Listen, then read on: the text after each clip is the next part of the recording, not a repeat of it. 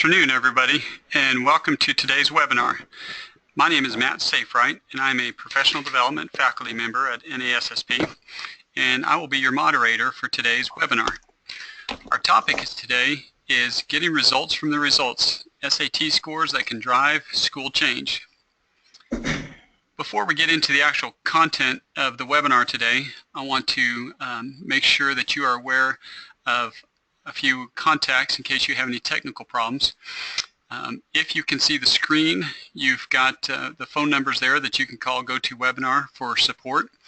If you can hear me but cannot see the screen, let me give you a couple phone numbers to call, some information. So again, if you cannot see my screen but can hear my voice, the number you need to call to get help is toll-free 855-352-9002. Again, that toll-free number is 855-352-9002, and you'll need to give the following webinar ID when calling that support number. Today's webinar ID is 673-760-819. Again, the webinar ID number is 673-760-819. So if you need any technical assistance with accessing the video or audio of this live webinar, please call that number and give that ID number. I also want to remind you that as you participate in this webinar today, we invite you to expand the conversation on Twitter. Use the hashtag, please, of hashtag NASSPwebinar. We are also on Facebook. You can go to facebook.com/principals. And a reminder that today's webinar is being recorded and will be available on the NASSP website within 24 hours. So you can go to nassp.org/webinars and access the live, or the recorded version of this live webinar. Will be available tomorrow, and past webinars are also stored there and available to you. We are very pleased to have with us today Ms. Linda Guidry. Ms. Guidry is in her 11th year at the College Board, where she leads the implementation of the Counselor Community Engagement Strategy developed to guide counselors and educators as they help students to take their education higher. Before working with the Counselor Community Engagement, she managed the College Board's School and District Reform Initiative and led implementation and design teams. Linda has 20 years of experience in public education with extensive knowledge in leadership, curriculum, instruction, and project startups. She has served in the past as a science teacher, a principal, a middle school director, and the executive director for advanced academics. During the webinar today, Linda does invite your questions. We will try to address as many questions as we can. So if you would chat in, use your chat box or your question box there you've got in front of you. Please chat or use the question box on your GoToWebinar panel. We will respond to as many questions as time allows. If we run out of time to answer all your questions, Linda will respond to your questions by email following the actual broadcast. And now I'd like to bring in our presenter to start the webinar. Welcome, Linda. Thank you, Matt. Thank you for that wonderful introduction. Again, my name is Linda Guidry, and as Matt stated, if there is a question that we can't get to or we need to provide additional information, I will communicate that to you via email. I really want to thank you guys for carving out the time to join me today. It's always my pleasure to have an opportunity to speak to former principals. So hopefully this provides all of the information that you need to get you started. Next. Before I actually delve into the suite of assessments, I wanted to briefly share some information about some updates, particularly in support of the online K-12 reporting portal, which we introduced last year. I don't know if any of you are familiar with it, but we heard that using the portal wasn't as easy as we anticipated. So I just want you guys to know that the College Board, we're committed to creating a better experience for counselors, teachers, and especially for our principals. So we've made a lot of improvements. Beginning with this, which you see on the screen, it's entitled Score Week for counselors, but basically this is Score Week for all educators. So I don't know if you guys are are familiar or you've received the notice, but we have released our PSAT scores to educators earlier this year. So in fact, beginning Monday, December 5th, we provided all of our schools with their PSAT scores, and we provided this information in the online portal. So we wanted to make sure that principals as well as the counselors are informed and prepared to have information handy to review the scores with the students. So again, this is a week dedicated to educators. If you have any questions, we are working around the clock. We have videos, we have webinars, we have handouts, all lesson plans, everything that your staff would need for next week's score release when the students actually get their scores. So just a couple of dates that are important. If you have not seen them, your online scores are available. They were released December 5th, and that is for all PSAT-related assessments. That's the PSAT NMSQT that was given in October, as well as the PSAT 8-9 that was also given in the fall. So schools receive those December 5th.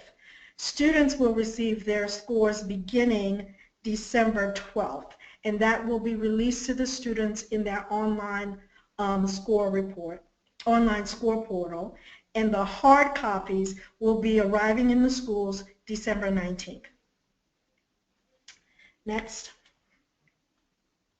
So, just as a refresher, I know you guys all know this, but yes, the SAT has changed, and I want to introduce you briefly or as a refresher to the SAT suite of assessments.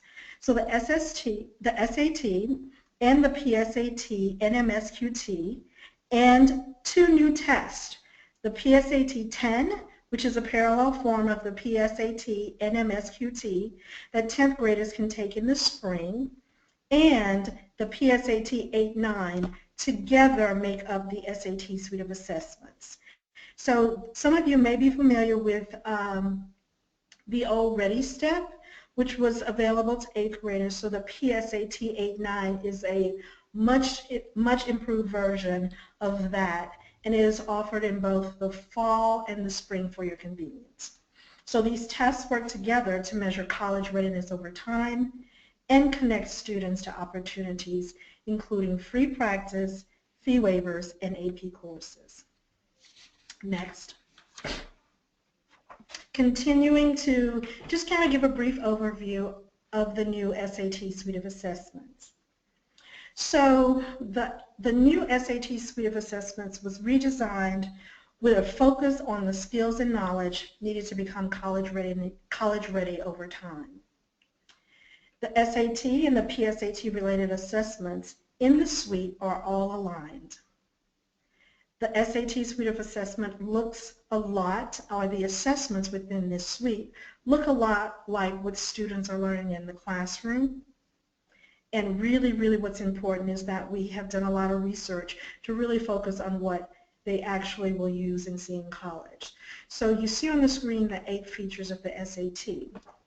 But I know in my days as a principal, this is a great opportunity to go over these things in a faculty meeting if I have that time, but most times I did not. So when I think about sharing the key changes that often resonate with students and parents, I kind of focus on just a few of the features of the SAT, one being the no guessing penalty. So it's a straightforward scoring on the SAT. You just get points on the questions you answer correctly.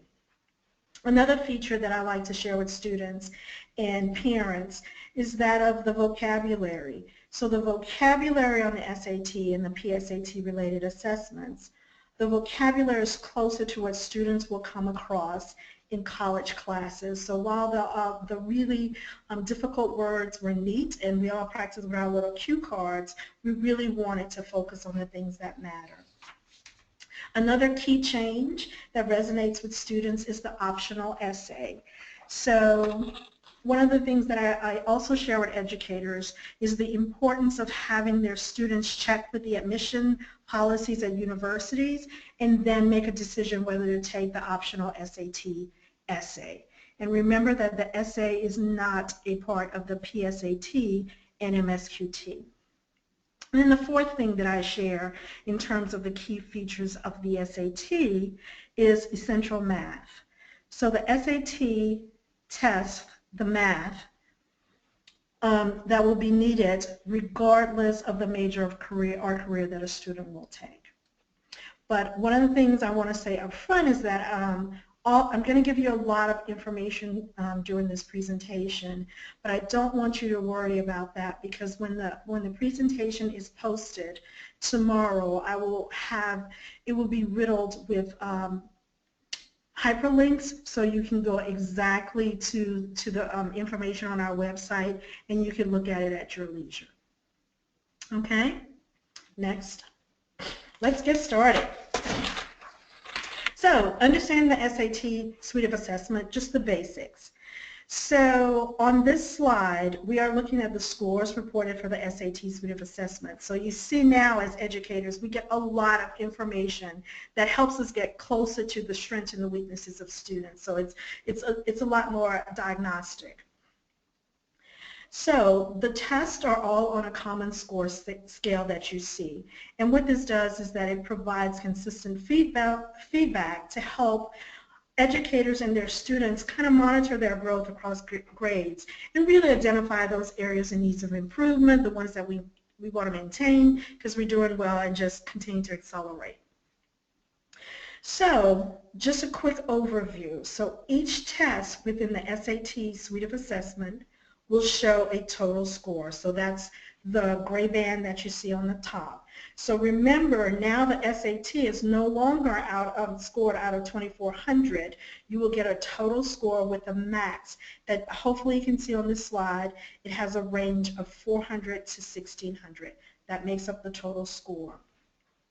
Then you see that it has 2 section scores, 3 cross-test scores, 3 test scores, and 7 sub-scores. As you go down this slide, you get closer and closer to the real nuanced skills and knowledge that our students know or may need to know. As a principal, I know when I received my test scores, I just really wanted to quickly have the big picture. So for me at that time, total score was really, really important, as well as kind of the section score. So I would just quickly say, just kind of give me what's the average score for our school, and how we compare to the school right down the street. And then as I'm working with my department, it would become increasingly important that we just kind of have the high level information as it relates to the 2 section scores. So if you don't remember anything from these 2 slides, total scores, section scores. This allows you to begin the conversation with your faculty, as well as just kind of peel away all of the layers and get to a closer understanding of the strengths and weaknesses of students. Next. A little more detail about the actual scores as it relates to the SAT suite of assessment. So the table here hopefully will help you understand the structure of the SAT suite. So again, there are 2 sections, and they are evidence-based reading and writing, and math. And together they provide the total score. So the total score is the sum of a student's evidence-based reading and writing and math section scores. So for your SAT, again, the scores on the SAT range from 400 to 1,600. On the PSAT and MSQT, total scores range from 320 to 1,520. And on the PSAT 8-9, if you have that, students in your school participating in that test, the scores range from 240 to 1,440. So one of the things that I want you to take away from this is that as students progress from grade to grade, the tests will keep pace, matching the scope and difficulty of the work found in the classroom. So the SAT is a much more complex assessment that gives a better picture of college readiness, than the PSAT 8-9. The PSAT 8-9 really represents the pathway to college readiness, and it serves as a benchmark along the way. So again, 2 scores, total score, and the 2 section scores. If also, as you work with department chairs and instructional leaders within the school, then we can look at the test scores, and you see that's the 3rd row. There are 3 test scores on all of the assessments in the SAT suite, be it SAT or PSAT related. And they include reading test, writing and language test, and a math test. And I'm sure you may have heard from your students in the math, we have where we talk about math with calculators and math without. So even, we just continue to peel away the layers so that we have a better picture of what students are doing. There are cross-test scores, which you see as the next layer. And so the 2 cross-test scores are analysis in history and social studies and analysis in science. And here, this is important to remember that these scores are based on actual questions on the 3 tests: reading, writing, and language. Reading, writing, and language, and math that are related to these subject areas. So the questions are part of the 3 tests, but the questions are centered or provide some insight into their understanding of history and social studies as well as science.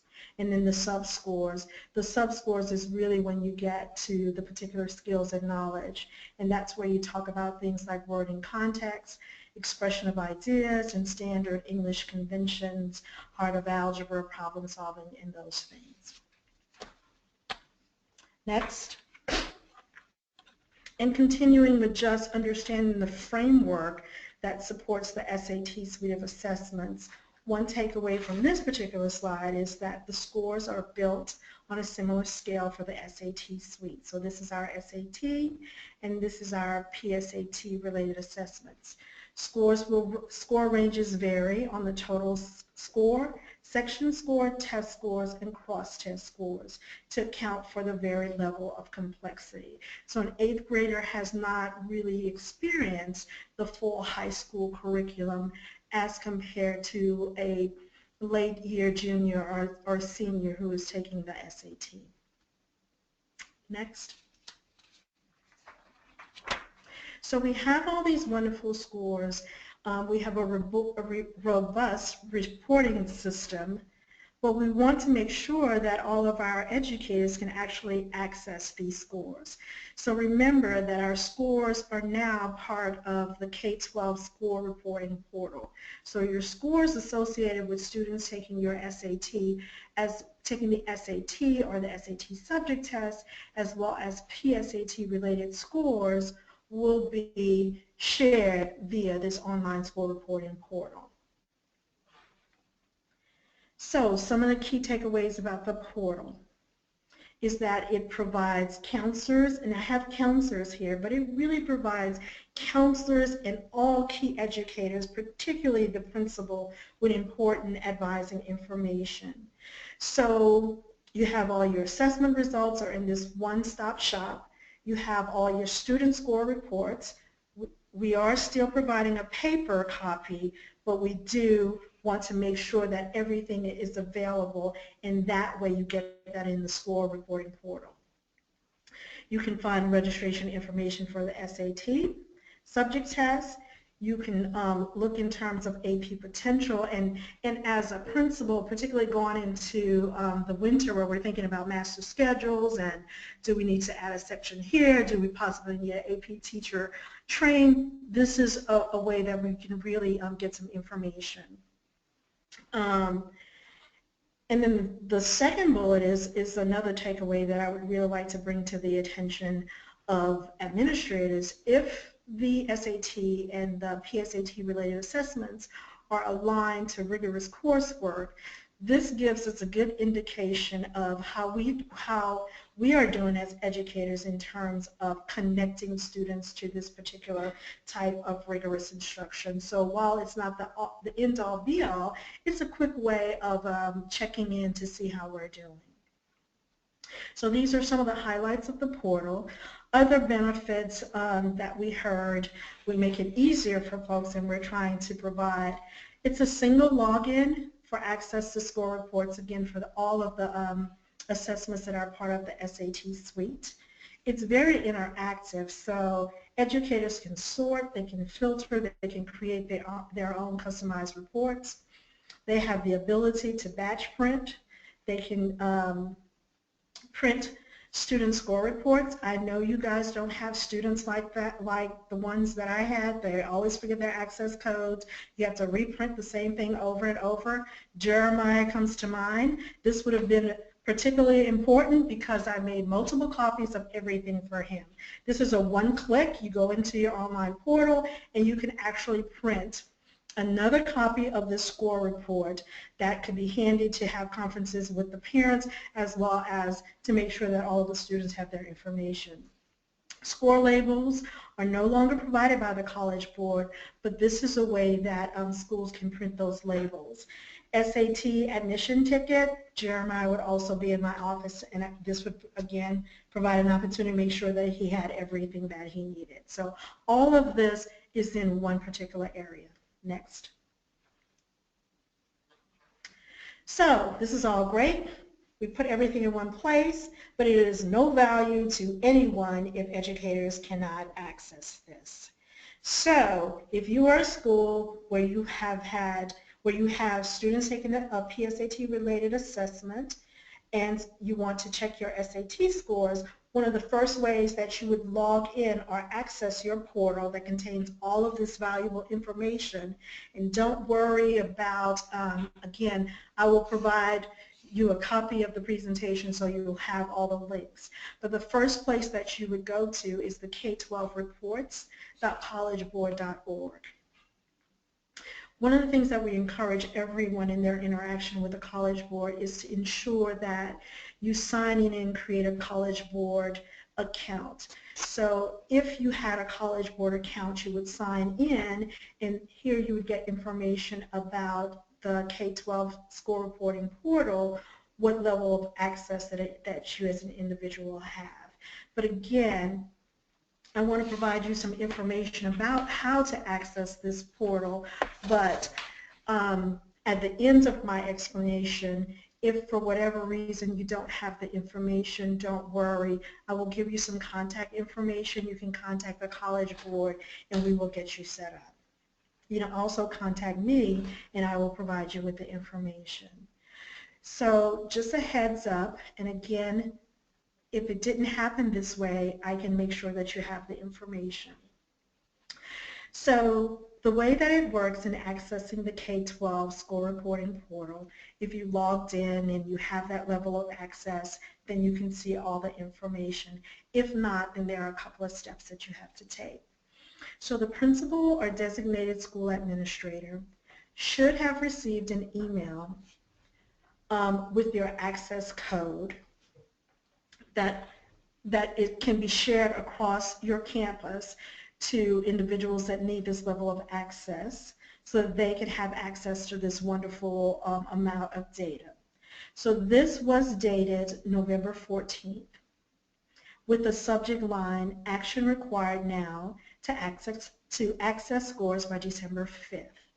So if you were like me, I received so many emails across my desk on my computer a day. I may or may not have seen this. For those of you who have seen this, it had your access code, or it shared with you the person who is the designated access manager at your school, and that access manager is the person that the principal said should be responsible for granting a level of access to this reporting portal to people on the school campus, like the school counselor, like the assistant principal, like assistant principals or deans or department chairs, AP teacher, however it is that the principal decides they want to delegate access to this portal. So again, that is an access manager. We are finding that oftentimes it's the SAT coordinator, sometimes it's the PSAT coordinator who has been named as the access manager. Oftentimes it is the assistant principal for instruction. And that person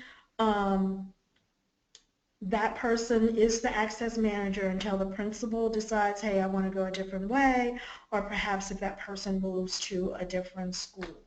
So I say all this to say that the College Board is communicating with one person on a campus with the approval of the principal who is granting access to this portal. So remember, we used to have access code for this, for SAT, another person had access code for AP Potential. Here we have a manager who's providing a level of access to the people that the principal deemed necessary for delving and drilling down our scores. So I'm going to provide a contact on the PowerPoint next. And if you did not receive that email, or if you have not had an opportunity yet to access your K-12 reporting portal, or you're not sure who the access manager is, again, you can contact me. I will have my email address at the end of this presentation. But if in the interim, if you want to go ahead and get this started, here is the email address to contact our division that is responsible for that. It is k12reports@info.collegeboard.org. So again, getting access into your K-12 reporting portal. If you don't have it yet, it's k12reports@info.collegeboard.org. Or you can call us at 888-477-7728. Again, that number is 888-477-7728. And I will go back and make sure I put that information into the presentation that will be sent to you. Next.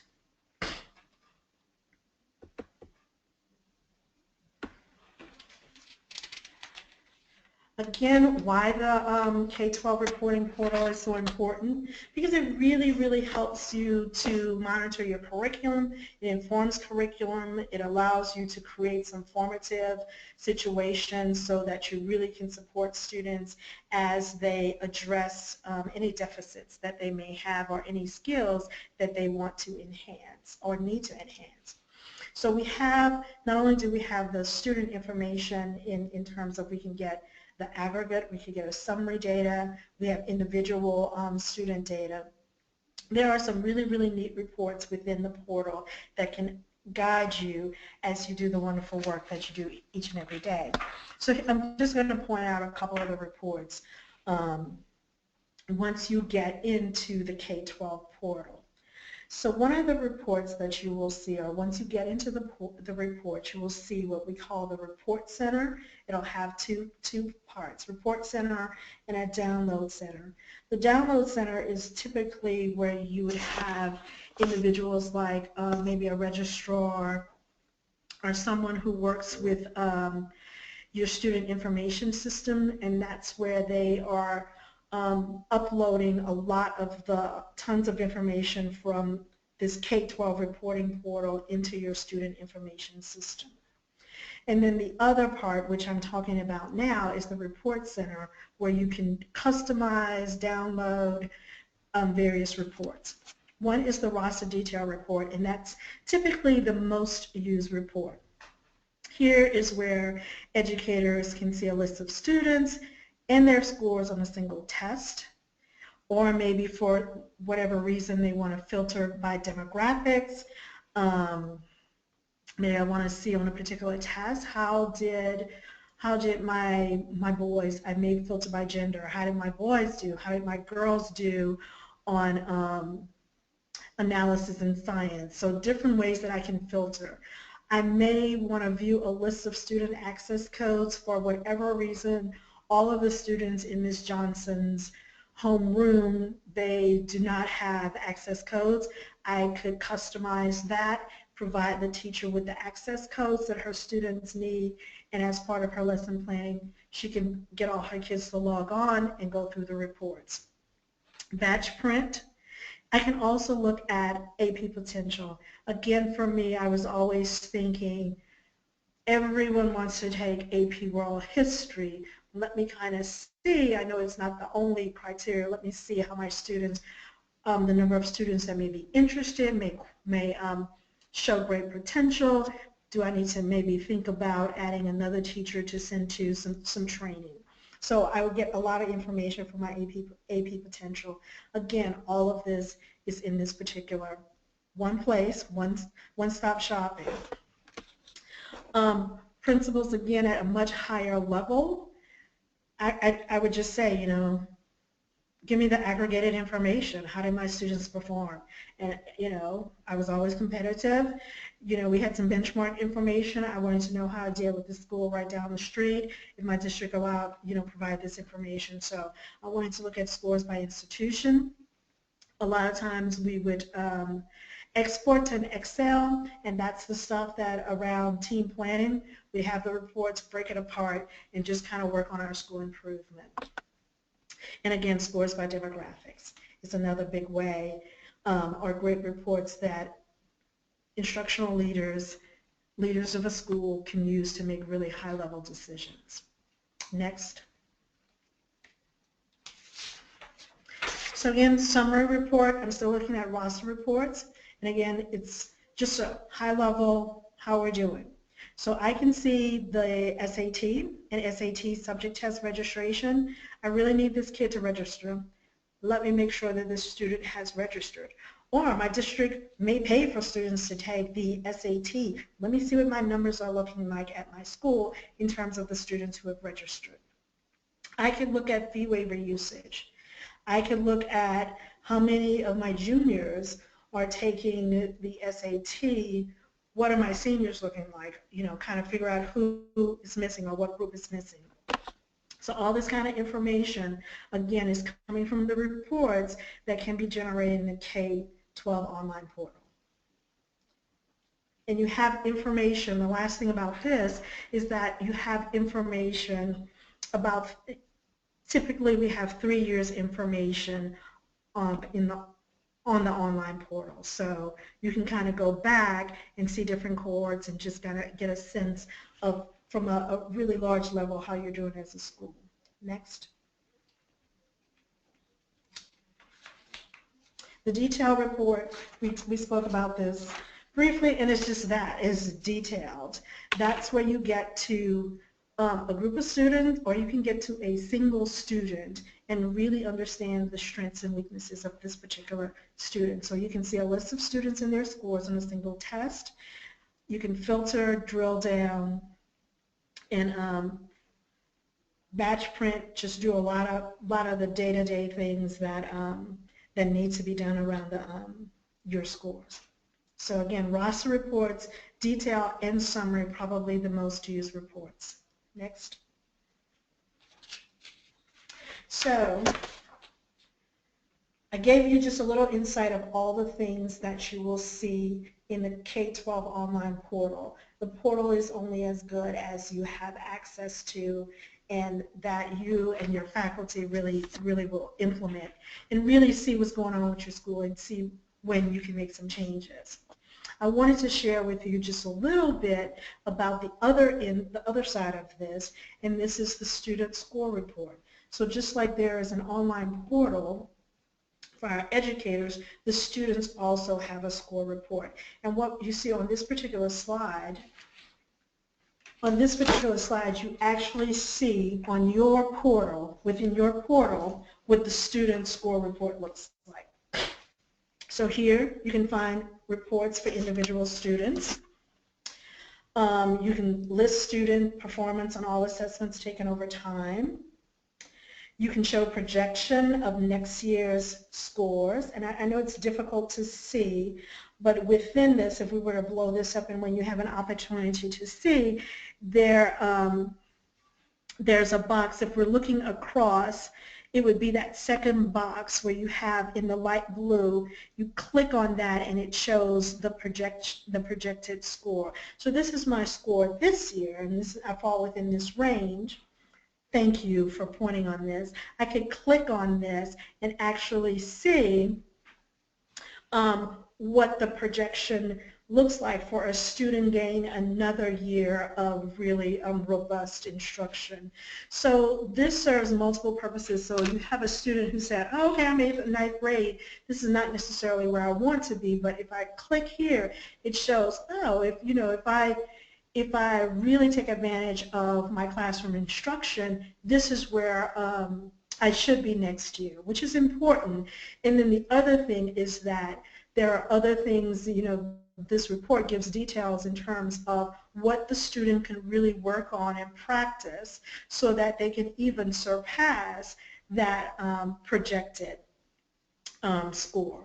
So again, this is what the educator sees in terms of the individual student score report, and the student will have their score report. And again, just gives more information in terms of how they did in this point of time, and it provides suggestions for improvement.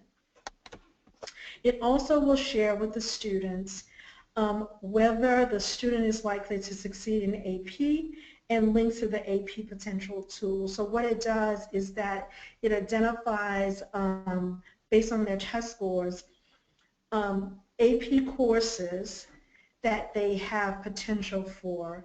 And based on the information that the school reported, it also indicates the AP course that they have potential for and the AP course and that course which is offered in the school. So say, for example, Maxine may have AP potential in AP US History, and there will be a check indicating that AP US History is offered in that particular school. So again, it links to the detailed scores. You know how I showed that first a couple of slides back where it talked about total score, it talked about section scores, it talked about test scores and sub-scores and cross-scores. It'll take the student and you will see all of this information for the particular student. And it's student-friendly in the way that it reads. It's color-coded, yellow, red, yellow, green, and the language is student-friendly language so that it is not discouraging. It says, yes, you meet or exceed performance on this particular scale. That's a green. It's a yellow, very close, not quite there. Here are the things that you need to do. Red, here are the things that you need to do, and you need to continue working towards this goal. Next. So again, all of this in the Educator online portal. So we talked about general reports where we're just seeing the data, and we talked about the student score report, what the student will see. The last couple of reports that I want to talk about and leave you with are reports that I used, and they were nowhere near as good because it was like many years ago, but reports that I use in my instructional planning, my curriculum mapping, and just how I made tweaks to my curriculum. So one is that I'd like to bring your attention to is the question analysis. So the question analysis is the summary of answers and skills, and this will actually be in the online portal next week. So here you can view aggregate as well as aggregate and student level performance on each question. And then you also see the answer explanation. And I thought this one was particularly interesting for me when I worked, particularly as an assistant principal for instruction. One of the first things that I would do, I would look at all the questions in a particular area, and the questions are categorized as easy, medium, level, and hard. And it was one of the few things that, I would rush to, and I would see how do my kids do, because I really wanted to know, we're always talking about rigor, or they demonstrate that they can really think at a very critical level. So I would look and see how many, what do they look like, the hard questions, and then I would follow up. Where is this instructed? Where does this appear in my curriculum? Then I would really be upset when I would look at the easy questions, and the easy questions, and I would want to know, well, what is it about this question that my student can't answer, but 85% of America can? So I look at it that way, and then I would also key in on the mediums, because I'm almost there.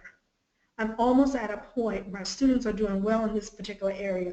what could I do to take it up to the next level so that they're prepared to answer the hard questions. So little things like that you can take apart, and now you can drill down, and it's easier. We had tons of paper trying to figure this out. It's all within this report. And then I would use the question analysis along with the instructional planning. And again, those are the things that I would use, because the instructional planning report, it shows how your subscores map to your state standards. So this was a 2-for-1 for me. So in addition to seeing where this occurs in my particular curriculum, it's also a way to think about, so this is where it aligns to my state expectations, so that if the opportunity presented itself, and I have all this information in terms of what I need to do to improve, I would make the big emphasis to get those improvements underway so that my students can really perform on my state exams. So again, the question analysis and the instructional planning report, 2 great reports to really talk about school improvement and really enhancing your existing curriculum. And again, you have some other reports here. Next. And here's the instructional planning report that I spoke of. Again, it's just very easy. Red, yellow, green. You can look at it that way. Need to strengthen their skills where they're almost there and where they meet or exceed. Next. And here's the question analysis report. Again, more information. It gives you a picture of what it looks like. Next. So, helping your students to prepare for the SAT. The best way to help any student to prepare for the SAT is through classroom instruction. Next. But we do have things at the College Board where we can support the efforts of the classroom instruction. We have partnered with Khan Academy to provide really the best way to support classroom instruction in preparation for the SAT as well as the PSAT-related assessments. So for the first time ever, we have a situation where all students, regardless of background or income, will have access to what we know to be the best test practice available, regardless of educational background or ability to pay. So this is a free service that is available to all students, even regardless if the student has taken one of the College Board assessments.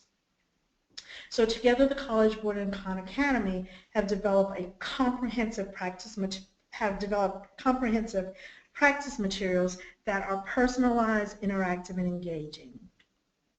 Next. And here's how it becomes personalized. So even if a student has not taken a College Board or SAT suite of assessment, it offers that practice that is aligned to college readiness expectations. And again, one of the neat things is that it's free. Everybody likes free.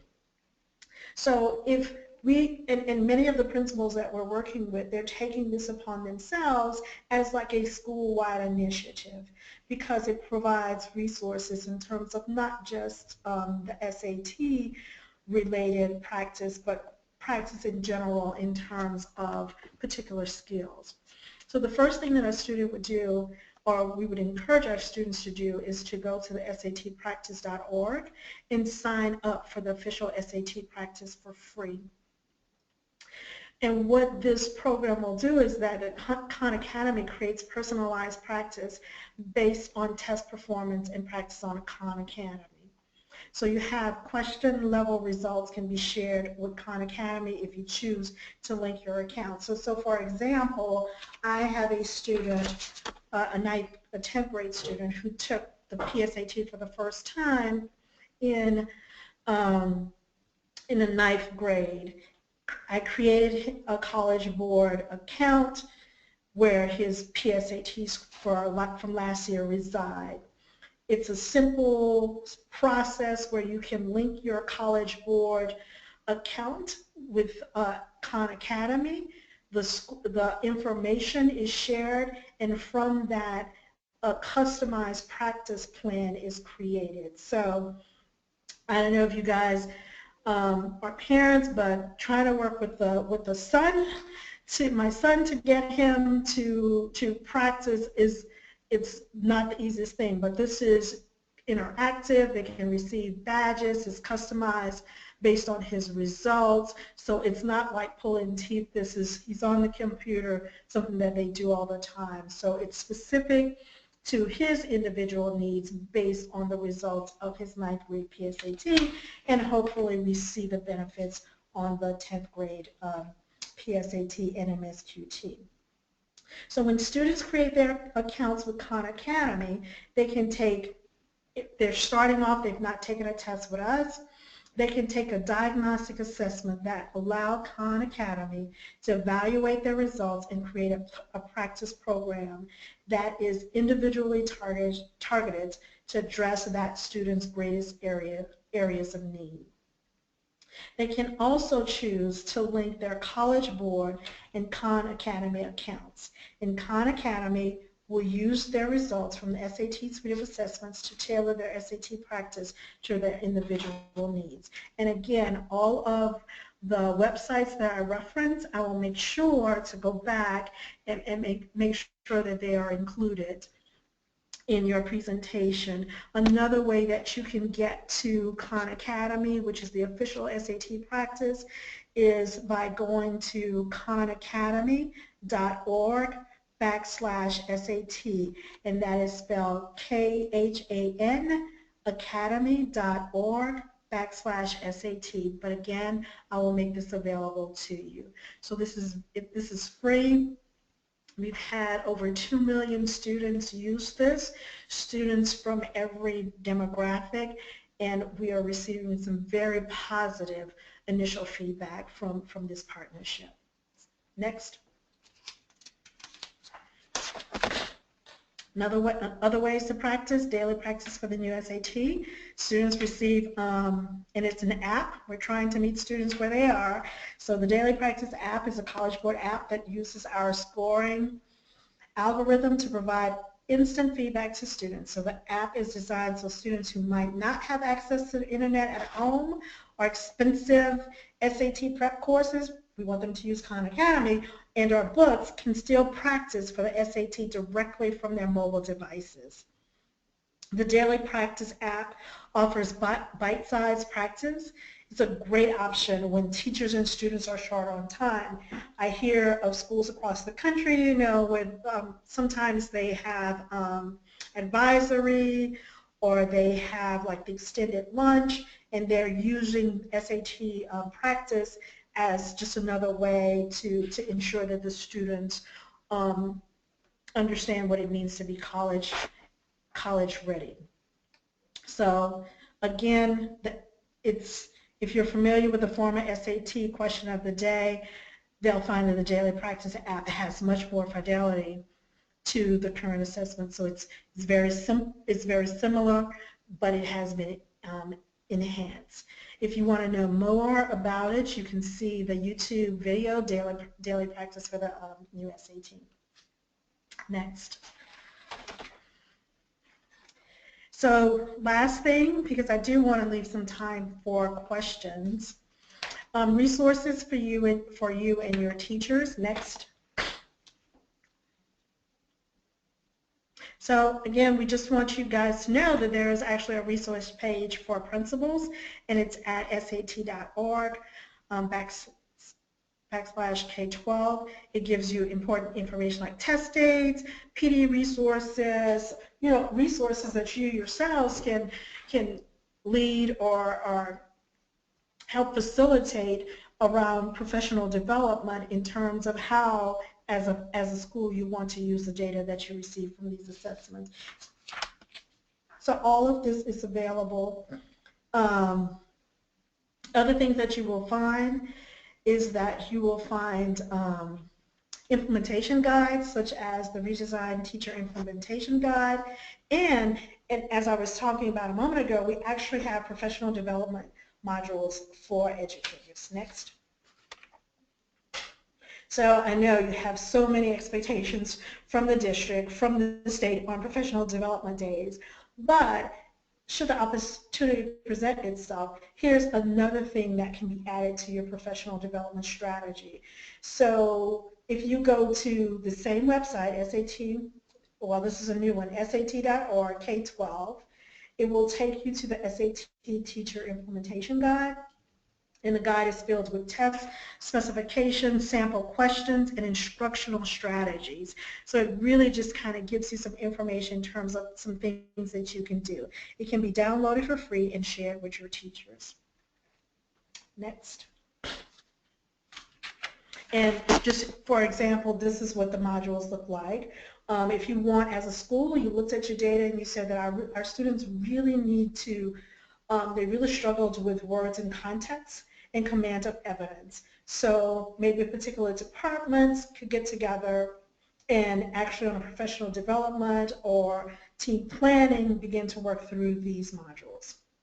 Math That Matters, so you see all the different topics that are available as part of this free resource for educators. Next.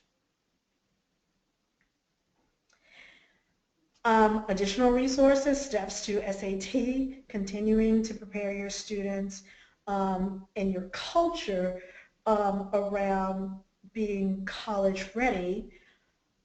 Here are some of the things that are really helpful. Again, to have access to all of these online resources, particularly as we talk about the K-12 portal, one of the first things that an individual has to do is to register all staff. So this would be just some simple goals to add in the school improvement. Register all staff and students for the College Board accounts. So we have everyone registered. We have all our students registered for the Khan Academy accounts. And the College Board can actually provide user reports, so you can know how many students have actually created accounts, and then encourage your teachers to really make sure that as time permits, that really encouraging students to work on those skills that have been identified through their personalized plans within the Khan Academy,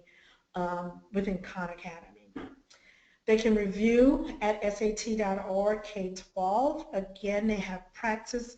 You have practice problems.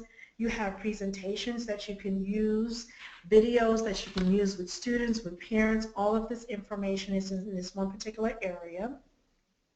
The implementation guide that we spoke about a moment ago. And all of this information is here for you. Anytime you have any questions as it relates to the SAT, in the SAT suite of assessment, which includes your PSAT-related assessments, you can actually email the SAT Instructional Support at collegeboard.org. We're such a small, intimate group.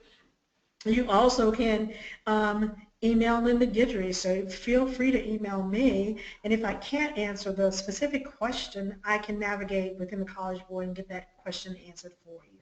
So again, if we're thinking about just a few things that we may want to add to our own school-wide strategy, just some simple things like making sure people have accounts so they have easy access to the numerous free resources. Next.